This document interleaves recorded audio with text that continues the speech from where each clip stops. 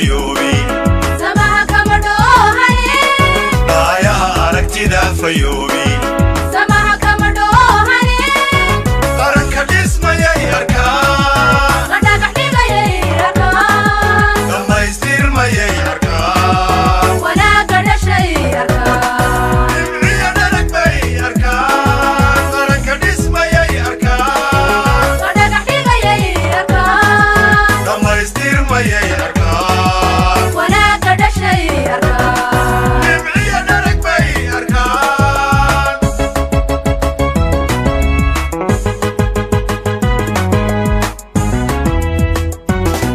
ضايعها أركتدا فيوبي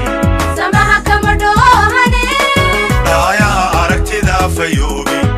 سماها كمدوهني قرنك ديسما يا أركان غدا قحيقة يا أركان لما يصير ما يا أركان ولا قد شيء أركان نبعي أنا بي أركان قرنك ديسما يا أركان غدا قحيقة يا أركان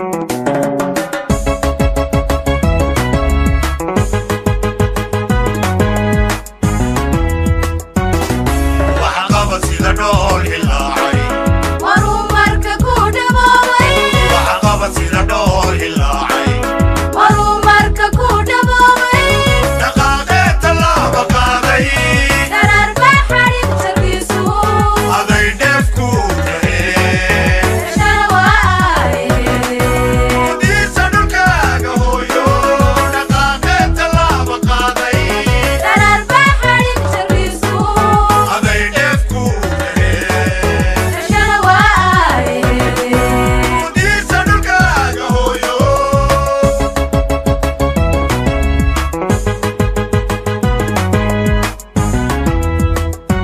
daawadayaal ku soo dhawaada barnaamij gaar oo aanu ku eegayno isla markaana kaga warbixinayno dhagaxdhigga mashruuca dhaambiyoodka ee wasaaradda kheyraadka biyaha Soomaaliland ka hirgelinayso deegaanka Quracgaab ee gobolka Togdheer waxaana dhaambiyoodkan iska kaashanaya wasaaradda kheyraadka biyaha Soomaaliland iyo hay'adda Fara Foundation munaasabadii lagu dhagaxdhigayay dhaambiyoodkaasi waxa ka soo qayb galay wasiirka kheyraadka biyaha Soomaaliland mas'uuliyiinta wasaaradda biyaha ee gobolka Togdheer xildhibaano ka kala tirsan golayaasha wakiilada golaha deegaanka mayor ku-xigeenka degmada Burco duqii hore ee degmada Burco Maxamed Muraad iyo sidoo kale haldoorka iyo labeynta ka soo jeeda deegaanada hawdkaasi Togdheer ugu horeyn waxa halkaasi ka hadlay mas'uuliyiin ka socday hay'adda Fara Foundation iyo agaasimaha waaxda dhaamamka ee wasaaradda kheyraadka biyaha Soomaaliland waxaana ka warrameen muhiimadda uu leeyahay mashruucani magacay waa Maxamed Muuse hay'adda Faro ayaa runtii aan ka socdaa waxaanu maanta u nimid dhagaxdhigga dhaamka Quracgaab marka ujeedaduna waxay ahayd dhaamkana muddo runtii hawshiisa ay socotay inaanu nimaadno oo meesha dheer aan ka soo boqolnay in runtii rajo ay ahayd inay deegaankani biyo helaan runtii la rumeeyo waxaan aad ugu mahadnaqayaa wasiir Cali Mareexaan oo runtii intii wasaaradda joogay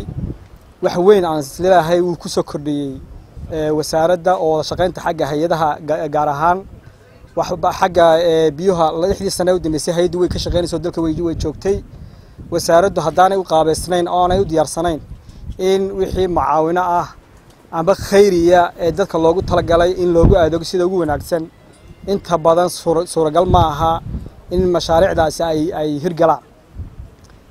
tusaale yar baan idin sheegay waxa dhacday 2017 xiliyo galbeedkan dhaamam ka sameeynay dhaam noocan oo kala oo runtii dhaamamka hore naqaana waa dhaamamkan furan ee xooluhu ay gelayaan dadku gelayaan dhaamamka aan sameynaa waa dhaamo xoolaha iyo dadka laga xidhayo xoolahana gaar ayaa magaranaysa ay waraabkooga u helayaan dadkuna gaar bay u helayaan marka nadaafad xumadii ku dhacaysay dhaamka iyo bihii wasakhoobay baa badbaadaya biyuhu sanad iyo 2 sanaba inay ku jiraan oo loo adeegtaa loogu talagalay aqoonta cilmiga Ilaahayna siiyayna inaynu tadawur ku sameeyno oo wax lagu soo kordhiyo 2017 goobihii aan bariga tagnay qaarkood may soo dhaweeyeen waxay yiraahdeen war anagu waxaan la naqaanaa dhooba qaad marka hadda dhaamka yar noo dhooba qaadaysaan waan soo dhaweynaa haddii kale waa fasaxantii mar dambe ogaadeen deegaanadii aan ka fulinay iyo waxtarka runtii dhaamku sameeyay codsiyay soo qortay hay'adii dib ugu soo noqdeen marka waxaan nidhi dadka oo dhan baa wada baahan xilli bay fursad ku soo martay maanta cid kale lagu hawlan yahay marka waa tusaale kooban oo aan oran karo inta badan mashaariicaha horumarinta didmo ayaa laga qaadaa yaan laga qaadin cuqaasha iyo runtii waxgaradka ayaa dhameeyay noloshii adduunku waxay ku soo ururtay biyo sidoo kale waxaad ogtihiin ereyga waxaan yara raacayaa heer tuulihu ka hadlaya ahaa beeraha deegaanka ninkan waxaan u soconaa faaro u socotaa ee wasaaraddu u socotaa beera maaha waa in dhaam la sameeyo dhaamkuna markaa uu adeego bulshada sideed runtii deegaan ee ku dhow ereyadan dad iyo xoolaba uu adeego oo ay madaxdo lacagta biyo dhaamiska aan ku sameyn jirnay waqtigii jiilaalka ayaan mar ka dhimid foostada biyaha inta la kala siisanayay waa ogeydeen maanta waxa soo kordhaya oo deegaanka saameyn weyn ku yeelanaya dhaam casri ah ilaa 350,000 oo foosto ilaa 400,000 oo foosto qaadaya baaxadda inta leeg waa garanaysaan ilaahay baa bini'aadanka baahi bixiya laakiin waa nimco deegaanka u soo korodhay 8 degme tuule halkan ma ahayd waxaan hubaa in meelo badan looga soo aroori doono dhaamkan oo casri ah oo raandhiis leh sharikadan dhisaysa khayr ujeedna waanu ku ilaalinaynaa kana tagi mayno dhaamka cid gooni ma laha waa dan guud anaga gacanta ku haynayna ummadda wuu dhaxeeyaa cid kasta oo baahi hayso ama u soo guurtaa ama abaaraha ilaahay nuguma keenay deegaanka soo degaana xaq bay u leeyihiin inay ka cabaan sida dhaqanka aynoo ah biyuhu waa nolosha koowaad waynu wada wadaagnaa beerahana sasa ka qaadina anu galbeed baa ka yimid beeraha barta oo beeruhu wax soo saar waa muhiim in halka wax laga beero ma aha laakiin dhulku u badayay dhul beeruhu munaasib ku yihiin bay jira marka waxaan odhan lahaa beerahana hala balligan biyahaan wuxuu qaadayaa in ka badan 420,000 oo foosto 500,000 in u dhow wuxuu la mid yahay cabiradaasi kuway wasaaraddu hore uga hirgelisay oodweyne xaaji saalax caynabo balli gubadle kuwaasoo noqon doona hafiir dhaamis loo yaqaano in badanna wasaaraddu ay ugu tala gashay waqti ka waqti inuu dadka biyaha u hayo waxa kale oo balligan yaalla jiyomimbrain amba bacda adag ee biyaha celisa laba taangi xooluhu waxyaalaha ay ka cabayeen taararkii siligii sare balligani wuxuu noqon doonaa baahida uu ka jawaabi doonaa ilaa hawd dadka ka imanaya ee gobolka Togdheer waxa kale oo balligani ka mid noqon doonaa waxqabadka dawladda iyadoo iska kaashadeen wasaaradda arrimaha biyaha iyo hay'adda Faro Foundation waxa kale oo balligani noqon doonaa mid in badan wax ka tara baahida biyood wasiirka wasaaradda horumarinta khayraadka biyuhu wasiir Cali wuxuu wasaaradda ku hagayaa ay ka mid tahay qorshayaasha wasiirka inuu qof kasta oo reer Soomaaliland helo biyo ku filan oo saafiyana nadiif ah عاقل عبد الرحمن أحمد عود عاقل حسن دوحيرة عاقل أحمد سقل قدوميها قاشنبور أحمد فارح محمد علي ياسين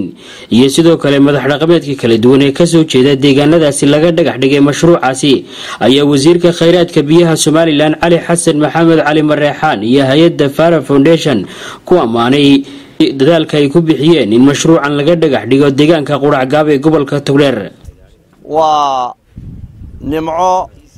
u timid deegaankii Balaweyn oo khaasatan soo wajahday reer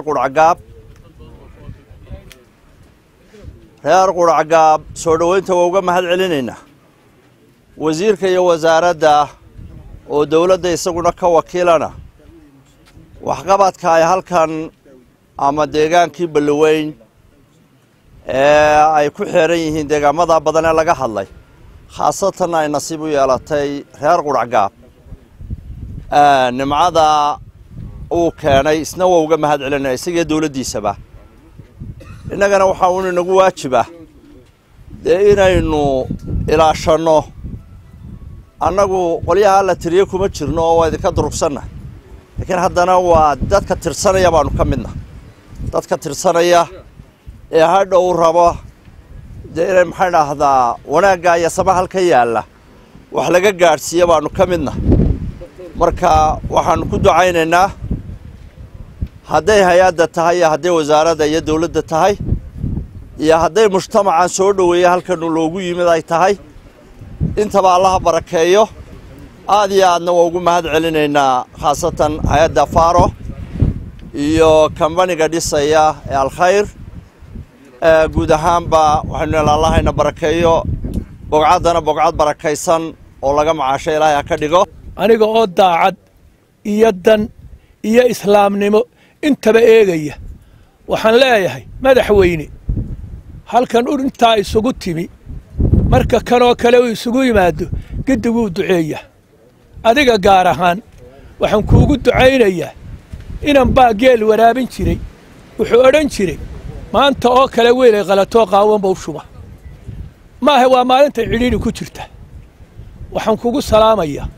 go'aankaaga waxqabadkaaga Soomaaliland halka ay joogtaba inaad adigu wuxuu odhay Maxamed Siyaad Barraa waxa la yiri wuxuu yiri ninka siyaada ummadooda nabadgee oo wada hogaami hadduuna marka dambe hadduu gedi kii walba isiiraado raali geli marka dambe qof ma raali gelin karo markaan intaa u dhaafo waxaan maanta oo kale waxaan ku gudoomiyay maanta oo kale weelay qaalato qaawan buu shuba waxaan kugu salaamayaa go'aankaaga waxaan kugu salaamayaa Soomaaliland halka ay joogtaba danteeda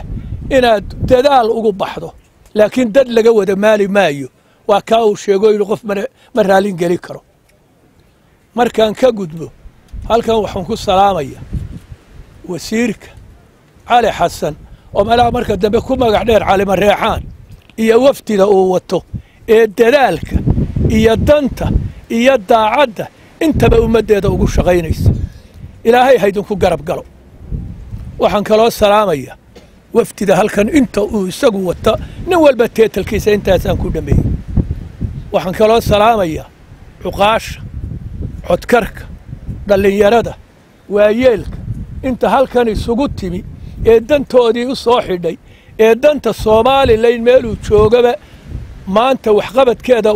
daacadda u ah inta iyagana intaasaan ku salaamaya assalaamu calaykum waraxmatullaahi wabarakaatuh markaan halkaa ka gudbo halkan waxa jooga 8 tuulo oo xagga Taalabuuri ugu xigto Maxamed ugaas ku xigo Shanshacada ku xigo Heere ku xigo Dabaqabad ku xigo Qurac Safar ku xigo degmada Wartu ku xigto dandan xaggan ku xigo ilaa Shaaxid intaana waxaan leeyahay idina salaanta waaleedii sidaa u soo shirteen sidaa ugu halganteen sidaa daacadda ugu tihiin waxqabadka maanta halka laga qabanayo waxa intaa iyadana intaasaan u dhaafaya wasiirka ilaahay maalmo adigana ha ku daayo oo daacad baad u shaqaynaysaa waa aragnaa 8 tuulo midba inay u jirtaba bal la yaado quracgaab yaa u dhaxeeya ha loo kala dhawaadoba 8duba way ka cabtaa ama dhaan ariyaha uga cabba mid walba waa looga soo arooraa dantaa aad noo gasheen ee ummadda u gasheen annana way idinku suboodayna gamcahaanu idinla qabanayna qalbigaanu idinkala shaqaynayna idinkana intaa u dhaafi maayo tuuladu waa quracgaab 8daasaa mid ha u kala dhawaadeen looga arooraa waxaan taagnaa nin gaboobay baan ahaye iyadoo aan meesha la yidhaahdo qararo biyo xaggan ka soo xigin meeshaas qararo la yidhaahdo wixii xagga ka soo xiga ay oomana yihiin xaggaa haddii loo dhaafo qorax u dhacana qoryaala biyo lahaa waxa weeye imika meel walba barkad iyo riig iyo yaa ah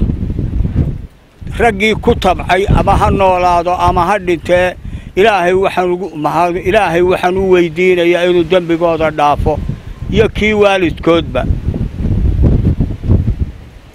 waxaanu soo gaadhay iyada oo dhagaxdheer meesha dhagaxley meesha la yidhaaho reeruu yaalliinoo caynaba u dhaansadaan yaan soo taagnaa anigu maantana meeshaad istaagtaaba waa balli waa biyo bada waa berkad waa riig alxamdulilaahi raggaa ku tabcay ilaahay qiyaamaha ha ugu shafeeco qaado cadowgoodana alla ha jabiyo intaana raggaasaan ugu ducaynayaa waxaan raacinayaa ilaahay waxaan baryayaa ilaahay wuxuu yidhi adcuunii astajib lakum waxay weydiisa waydinka aqbilayaaye ilaahay waxaan baryayaa quluubta islaamka ilaahay inuu isu soo jeediyo ilaahay quluubta islaamka isu soo jeediyo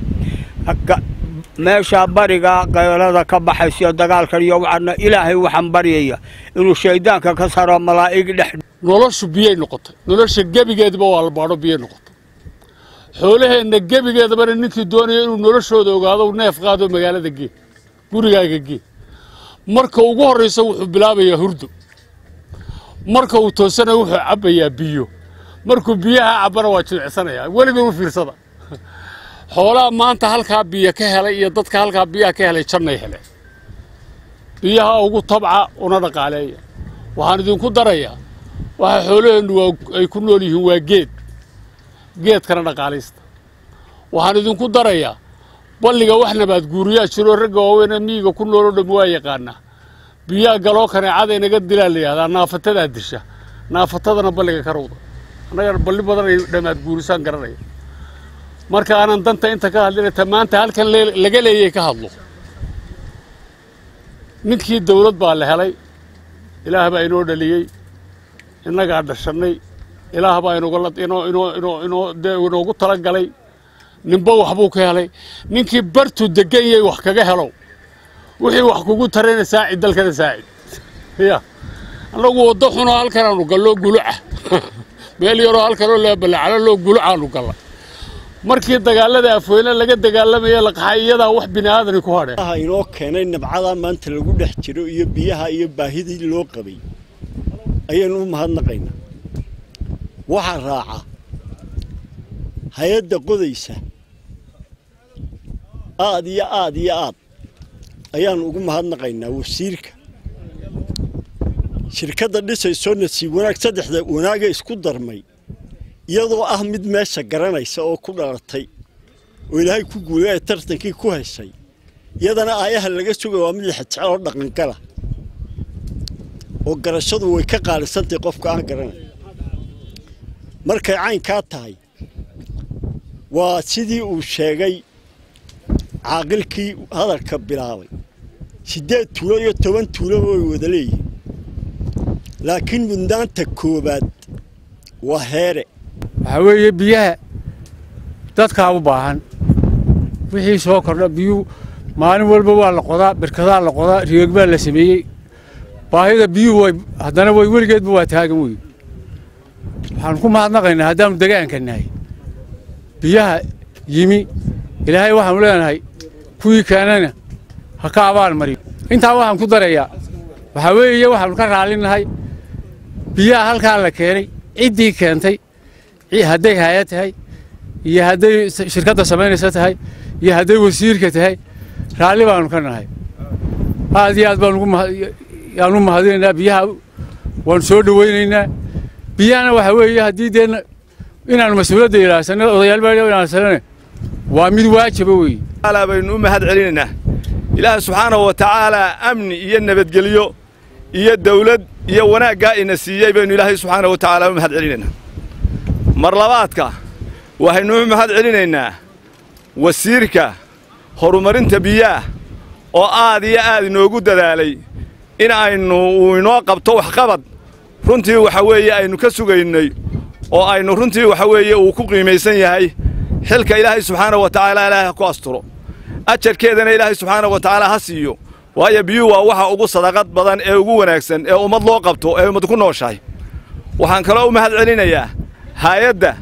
inoo samaynaysa biyaha Faro Foundation iyadana aad iyo aad baan ugu mahad celinayaa waxaan u mahad celinayaa shirkadda qodaysa ee iyana waxa weeye aynu ku aaminay inay hawsha intaa leeg noo qabato iyadana waxa weeye waan u mahad celinay waxa aad iyo aad aan u mahad celinaynaa hay'adda faaro wasiirka khayraadka biyaha ee soo daadaheeyay ilaa iyo meeshii laga soo unkay iyo wasaaraddiisa cid kasta oo isku soo hawshay shirkadda imika ku guulaysatay alkhayr qodaysa intaba waa soo dhawaynaynaa waana u ducaynaynaa intaa waxaan ku darayaa haddii aanu nahay balli weyn waanu ilaashan doonaa insha allah iyadoo ay kow nooga yihiin shan shacadde iyo heere shan shacadde sida ay u ilaaliyeen khaasatan riigii halkaa laga taagay ee xilliyadii abaarihii aanu ugu raynay iyo si ka sii daran ayay u ilaalin doonaan haddii ilaahay idmo waana ku kalsoonnahay intayada kalena waa ku taageeraynaa insha allah khayraadkaa halkaa dee laga qodayo waana ku raynaynaa ilaahay baynu mahad celinaynaa qurux iyo sharaf iyo nabadgelyo isugu keenay marka labaad waxaan aad iyo aad ugu mahad celinaynaa wasiirka wasaaradda biyaha horumarinta biyaha iyo hay'adda faaro iyo cid allaali ciddii arrintaa wax ka qabatay ee ku soo tacabtay ee dhaamka halkan soo gaadhsiisay aad iyo aad baan ugu mahad celinaynaa annagu waxaanu nahay dee deegaanka ku xeeran odayaasheedii baanu nahay annagu halkan magaalada sacadee dhowda odaygeed baan anugu ahay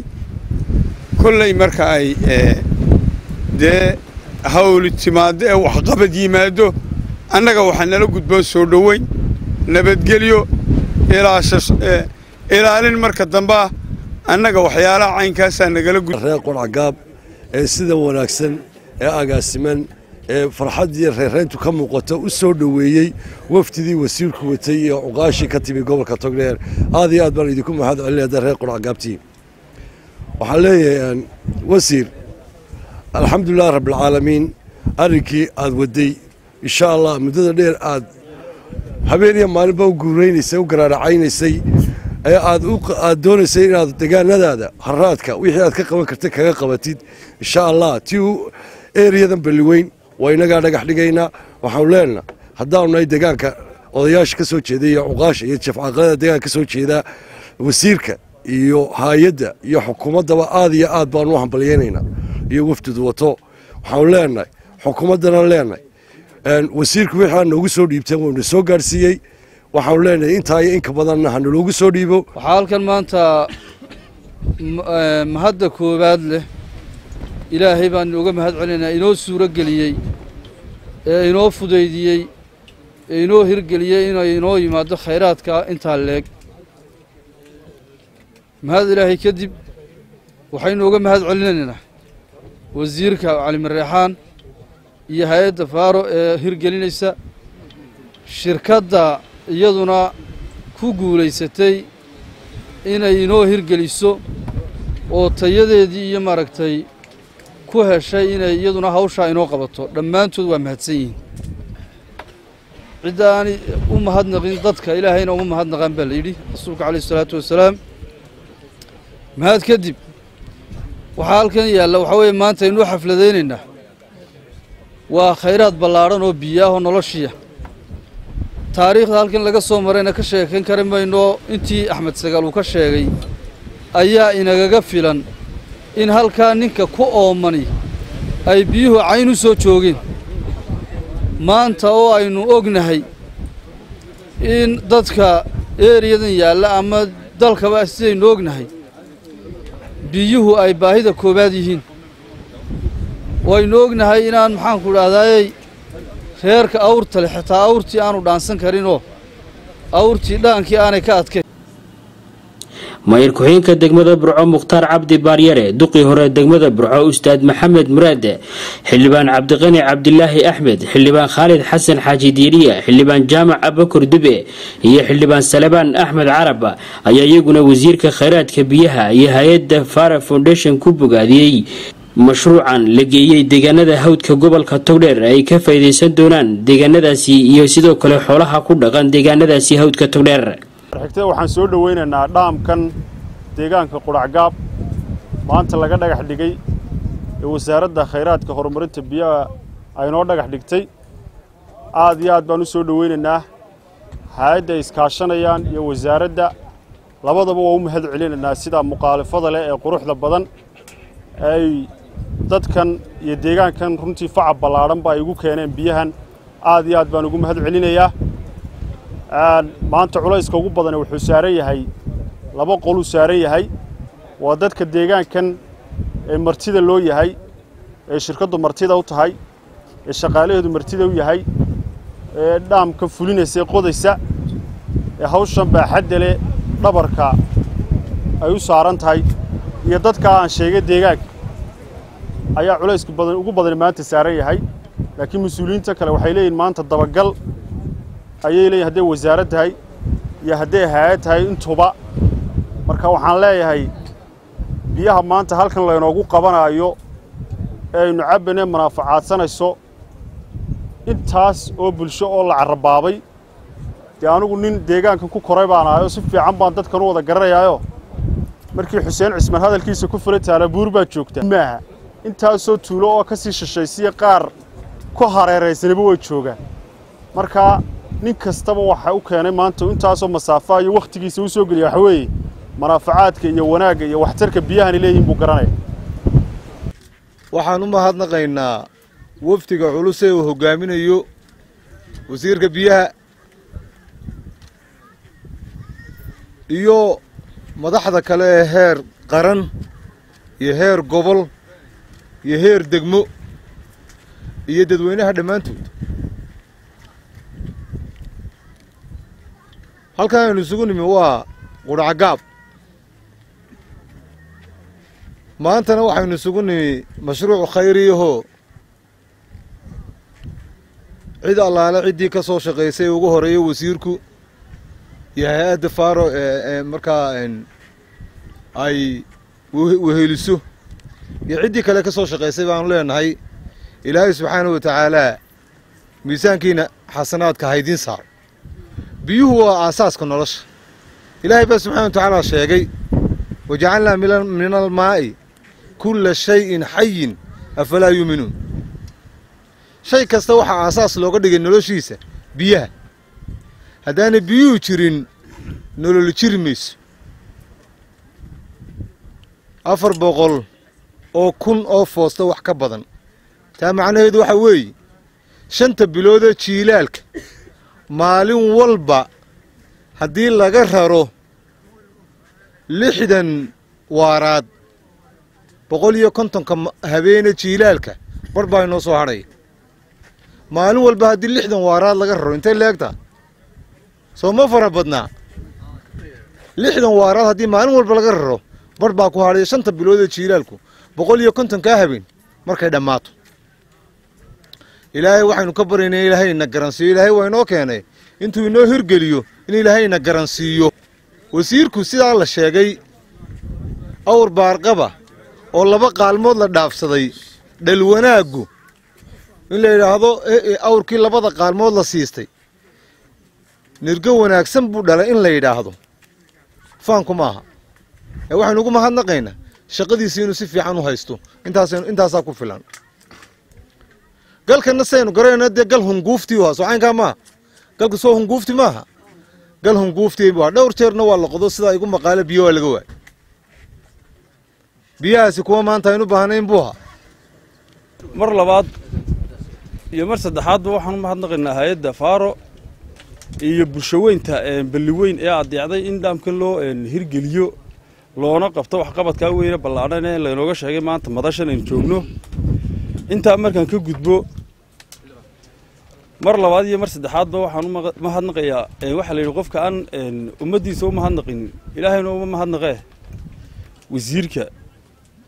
bulshadiisa u adeegaya sida hufan ee wacan ugu adeegayo maanta farxad weyn noo ah inaynu isugu nimaadno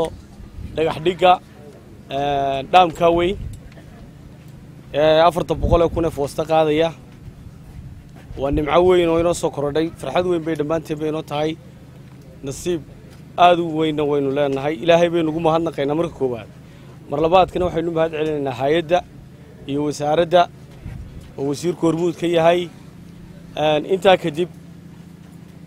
haddaynu nahay bulshada deegaankan laga qodayo dhaamkan weyn waxayna looga baahan yahay soo dhoweyntii iyo la shaqayntii mashruuca halan ka socda isgarabtaagiisii ilaalintiisii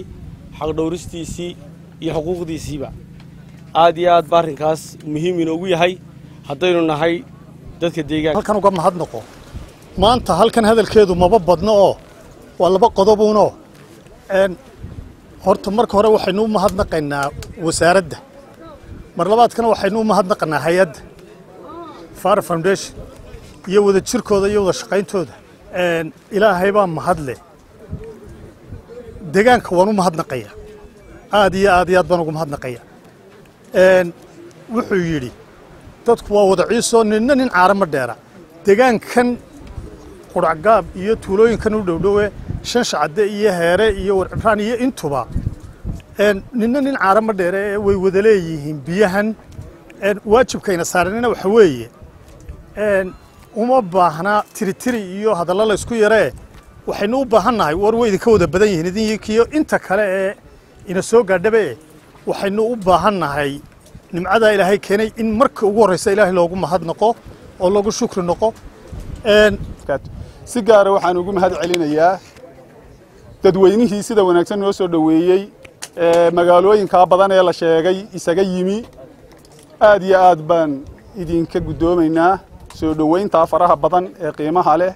ee aad noo samayseen aniga qudhaydu inaan soo dhaweeyo ay ahayd oo sida la sheegay halkan aynu joognaa ay tahay afarteeda xildhibaan marka laga reebo kuwa imanka maqan afarteeda imanka jooga ee halkan imanka goobjooga ka ahi dee Heere iyo meesha la yiraahdo Shanshacade waxay ahaayeen budigayaasha ay noo ahaayeen aad iyo aad baan markaa ugu faraxsanahay tiimka aanu hogaaminayno maanta keenay Cali Qori guusha male iyo Faaro iyo waxa la midka ah anaga qudhayadu hareerahan ka taagnayn maalin walba waanu ag taagnayn oo waanu hareerahan qalindaarka ka ilaalinaynay waa la soconay inuu hirgalaan hareeraha ka taagnayn waanu ku suntanahay oo taariikh ba hari doontee waxa la oranayaa tiimka Cali iyo xildhibaanada iyo Faaro iyo Alkhayr iyo inta wada socotaa guusha ayaga keenay maadaama la yiri waa dhaamamka ugu wanaagsan wasiirka wasaaradda khayraadka biyaha Soomaaliland Cali Xasan Maxamed Cali Mareexaan oo dhagaxdhiga mashruucaasi ka hadlay ayaa si qoto dheer uga waramay mashaariicda dhinaca biyaha ee wasaaraddiisu ka wado dalka waxaana uu si gaar ah isu dul taagay muhiimadda uu mashruucan ama dhaambiyoodkani u leeyahay bulshada ku dhaqan deegaanka Quracgaabta iyo sidoo kale deegaanada hawdka gobolka Togdheer horta soo dhaweyntii diiranayd ee ballaarnayd aan soo dhaweysay aad iyo aad baan idinka mahad celinaynaa iyo sida u diyaar garowdeen ay soo abaabsheen ay isugu diyaariseen mashaariicda iyo hawsha la idin wada soo dhaweyseen sida madaxdii badnayd ee halkan iga horeysay ay sheegeen maanta hawshan ay halkan u nimi waa bilowga dhagaxdhiga mashruuca ballaaran ee dhaambiyoodka ee laga hirgelinayo Quracgaab oo maanta bilaabmaya haddii la ka dhigo kontraagii iyo shirkadii iyo dhismihii iyo wax walba waa diyaar sida aynu imka u bilownay buu u soconayaa haddii la ka dhigo muddadii lagu heshiiyeyna uu ku socon doonaa haddii la ka dhigo farsamo ahaan iyo noocu yahayna waa tii laydin sharaxay waa dhaam weyn oo 400 oo kun oo foosto in ku dhow qaadi doona haddii biyo galaan waa jilaalka iyo gugiisa biyaha uu gaarsiinaya hadduu si fiican u buuxsamo waana sidii loo qorsheeyay loogu talagalay waana dhaamamka casriga ah ee xukuumadda Soomaaliland ay ka wado dalka ee imka nidaamkii loo bedelay dhaamamka noocan oo kala dhaamkan taariikhdiisa waa la idin sheegay maalgelintiisa waxa bixinaysa hay'adda halka ku qoran ee Faro Foundation oo ah hay'ad aan hay'ad ganacsi ahayn hay'ad khayriya waxyaabo badan dalka ka wada iskuulkii weynaa ee Sheekh Secondary ayaga gacanta ku haya iskuulkii soos loo oran jiray caanka ayaga gacanta ku haya xagga biyahana dhowr dhaan bay dhinaca galbeedka dalka ka qodeen bari oo dhan dhaamkana u horeeya marka kulli marka wax la qorsheynaya hay'adu noo yimaadaan annagu waxaan u qorsheynaa sida baahiyo dalka uga kala jiraan sida awadeed halkan aan u soo tilmaanay bartanaanu keenay heshiis baanu gallay sidii buu maanta ilaahay fadligii ku dhaqan gelayaa aad iyo aad baynu ugu mahad celinaynaa hay'adaas sababtu waxa weeyaan hanti badanina waa gelaysaa aqoon badanina waa gelaysaa waana wax la taaban karo waa aragteen hay'ado badan oo dhulka yaaca oo kooranaya suuli baanu qodaynaa iyo IDB baanu siinaynaa yaro bacaahiyo haddana hadhow doonaya inay 200 oo milood magacyadooda ku dhajiyaan laakiin waxa raandhiiska leh macnaha leh intan oo kala dhowrka waxyaabaad ay qabteen waa waxyaabahaas oo kale ugu mahad celinaynaa laakiin marka dal wax lagu caawiyo ama hay'ad ama dawladdu ku caawiso wixii dalka leh dalkana dawlad baa ugu mas'uula marka hawshaas u dhamaato sida uu injineerku sheegay faara ka socda kontraaga waxa shirkadda ku dabagelaya hay'adda annaguna hay'addan ku sii dabagelaynaa injineeradooda soo dirayna anna ku eegaanu soo dirayna talaabo kasto la qaadayo waa laga wada soconaya sidii loogu talagalay markuu u dhamaado furayaasha dawladda la wareegaysa shaqadii hay'adii lahayd way dhamaatay waana la isugu iman doonaa xafladan oo kale oo deynay shaqadoodii qabsadeen oo hantidii ummadii soo gaarsiiyeen ba halka hadii laga cadeyn doona daryeelkeeda iyo sii wadisteeda wasaaradda biyaha ayaa leh isuduwa halka fadhiyaan ay hoos imanaysaa sida ceelasha kale la qoday bay hoos yimaadaan cid marka ka mas'uul noqonaysana cid aqoon loo sii wadi karta baa loo maamulayaa magaalo gaarihina male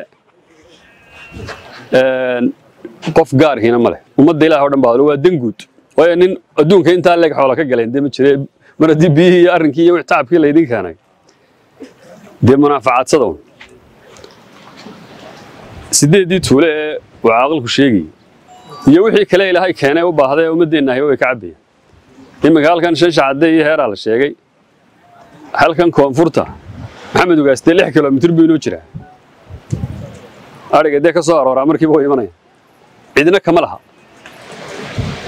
xagan waqooyiga war Ibrahim bay naga xigta dandan baa halkan dhexe ku yaala cidina kama laha dadka ku dhow ee deegaanka ku dhow de waa qofka ugu dhow u soo arooraya manaafacaadsanaya laakiin ka badan 400 kun oo foosto labada magaalooyinka oo dhan marka baraagahooda isku darto biyaha galaya way ka badan yihiin way barkada gebigeedu 2 kun oo foosto ay qaado waxaan deegaankii lagu baabiyay baraaga lagu sheegay tuulo walba gaar loo wato 5 tuulo ku hareeraysan keligii baa ka biyo badnaanay biyaha gala marka ummadda oo dhan saasuu u anfacaya maamulkiisana saasa dawladdu gacanta ugu haynaysaa anigu waxaan wasiirkii biyaha wasiirka beeraha mihi odayaashii ilaa meesha beeraha laga dhigaya anigu dad biyaha waxa loo keenay deemeeshu waa deegaan xoolo dhaqata waxa ugu horeeyay ugu baahida badan in xooluhu sida dadka biyaha ugu baahan war noole xoolo haraadan iyo dadkii xoolahoodii haraadan yihiin inaan beera laga qodin qof walba garanaya anna beera uga xil saarniye biyaha xil saaran marka waxba taa ku daalina waxyaabihii hore propaganda la fidiyay weeye fence iyo gidaar baa lagu wareejinayaa dabadiisa dararkii xoolaha laga sameeynaya xooluhu ka cabiyeen boom iyo joosamiya biyaha ka soo qaadayo halka uu keenay xoolaha oo meel ka durugsan u keenay halkaas hadii booydi ka dhaaminaysa hadii xoolo ka cabiyeen iyo hadii dhaam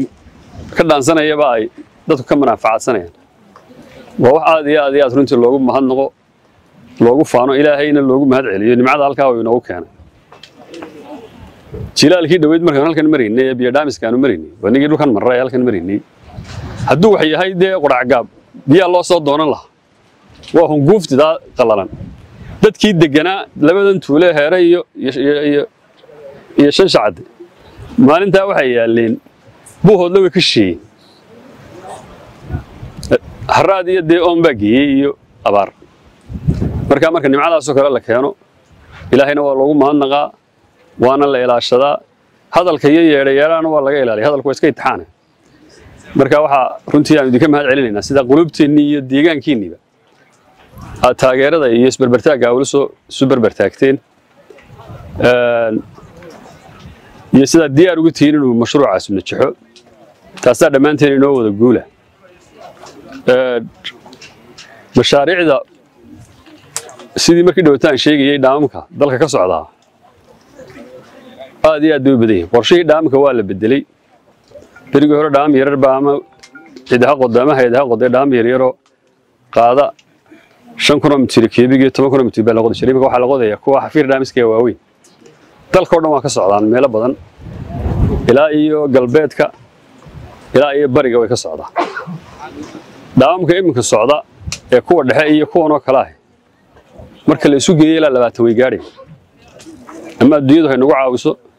ama miisaaniyadda qaranka laga maalgeliyo ama cid kale aan la kaashanay waxaa markaa loogu talagalay in biyaha oogada sare la qulqulaya laga faa'iideysto deegaankana way anfacayaan dadkana way anfacayaan waxa kale oo barbar socda ceelalka imika socdaana ay wasaaraddu gacanta ku haysaana imika aad bay u fara badan yihiin saacadda imika aynu joogno marka la isku daro ceelasha ilaa 30 mashruuc baa dalka ka socda habeen iyo maalin shaqaalaha wasaaradda iyo way shaqeeyaan marka waxa laga yaabaa dalka oo dhan sababtu waxa weeyaan waxa ugu dhibaatada ugu badan dalka ka jirta waa abaar soo noqnoqoto marka waxa culays la saaray xukuumaddu culays saartay oo wixii inoo yimaadaba lagala hadlaa oo miisaaniyadda loo kordhiyaa oo madaxweynuhu qorshaha uu hogaaminayaa in baahiyaha jira ee faraha badan leh dalka ee biyo la'aanta la yareeyo oo aad iyo aad loo yareeyo qorshahaasuna uu socdaa dalka oo dhan buu ka socdaa marka taana saasaa ula soconaysaan meel xitaa ka socda waxaa ka mid ah buuhoodle oo ceelashii dhaamku ka socdaa laascaanood baa ka mid ah oo wasaaradda iyo xukuumaddu ay ka wadaa marka dhibaato kastoo dhacda wixii dadka loo qabanayo waa la qabanaya gobolka hargeysa ka socdaa daad madheer imika wax kuwii dhammaaday mooyaane 3 kale ka socda oo waaweyn marka laga reebo kii oodweyne iyo kii xaaji saalax 3 kale oo weyn baa gobolka daad madheer ka socda marka markii dunida biyo badan iyo dhaqaaqi biyo aad u bateen ayaa nin waliba si tuuladaadii yareed tuuladiisii yareed xasuustay annagana maxaa naloo dhaaf dadna waarteen qayladii dad badan oo qayla isku daray laakiin meelo badanna way u iman doonaan hadii la ka dhigo ha degdegina ceelashaan imika dhaadheer ee berigii hore aan suuragal baa ahayn in laga hadli jirin waxaa ka mid ah xuduudaha iyo dhulka hawdka dhul badan baa laga qoday balli gubad loo 7 jeer biyo laga waayay baa imika biyo aad iyo aad badan laga helay oo biyo soo baxeen imika magaalada biyo gelintii ku wadnaa xaggan waa ogtiin biyo balidhiig iyo way ka socdaan way ka dhamaadeen meesha la yiraahdo riixidho dhawaan baanu ka bilaabi doonaa hadii alla ka dhigo waxaanu iyana ka bilaabi doonaa duruqsi marka wax badan baa insha Allah soo socda oo way isku xigaan qorshaha dadkii soo horeeyay ka dambeeyay qorshu buu ku imanayaa waxa laga yaabaa mid contract dib u dhaco mid waxa laga yaabaa in budgetka dib u dhaco mid waxa laga yaabaa inuu soo hormaro laakiin sidaasay qorshu ku soconaya hadii la ka dhigo dhowr iyo 30 ka imika mashaariic dalka ka socdaana waxa laga yaabaa kowda habeenimo labada habeenimo in dad ceelal qodayaan oo shaqeynayaan oo biyo ka shaqeynayaan oo dad badan aanu ka warhaynin marka saasay mashaariicdii dalka oo dhan iyo kuwa dawladda iyo dalka oo dhan ay uga socdaan aad iyo aad baan idinku mahad celinaynaa soo dhaweyntiina waxaan kaloo iyana si gaar ah ugu mahad celinayaa halkan dhaamka laga calaamadiyay qoys baa deganaa oo laga raray qoyskaas intii odayaashoodii iyo waayeelkoodii isu yimaadeen bay yiraahdeen anagu danta guud baan u banaynay bilaa hadal bay ku guureen dawadayaal intaas ayaa kusoo gabagabaynaynaa barnaamijkan gaarka aan kaga warramaynay dhagaxdhigga dhaambiyoodka wasaaradda khayraadka biyaha Somaliland ka hirgelinayso deegaanka Quracgaab ee gobolka Togdheer waxaana barnaamijkeeda la socodsiinaya anigoo ah Khaliil Barra Awraan taniyeyntan ku kulmi doona barnaamij noocan oo kala ah waxaan idinka tegaynaa assalaamu calaykum waraxmatullaahi wabarakaatuh